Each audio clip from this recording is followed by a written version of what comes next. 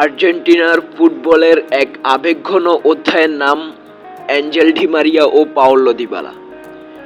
একজন ছিল ফাইনালের নায়ক, অন্যজন ছিল কোটি ভক্তের অপূর্ণ স্বপ্ন। কিন্তু বিশ্বমঞ্চে এবার দেখা যাবে না এই দুই তারকাকে। ডি মারিয়ার বিদায়ের মাধ্যমে শেষ হলো আর্জেন্টিনার সোনালি এক যুগ, যেখানে তার গোলই এসেছিল কোপা আমেরিকা, ফাইনালিসিমা ও বিশ্বকাপের ট্রফি। অন্যদিকে ইনজুরি আর দুর্ভাগ্যে যেন বরাবর দিবালার ক্যারিয়ারে বাধা হয়ে দাঁড়িয়েছে।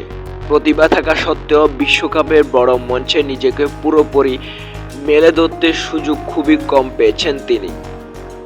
মেসিকে ঘিরে আর্জেন্টিনার নতুন প্রজন্ম এগিয়ে গেলেও ডি মারিয়া ও দিবালার অনুপস্থিতিতে নিঃসন্দেহে ভক্তদের হৃদয়ে রেখে যাবে এক শূন্যতা।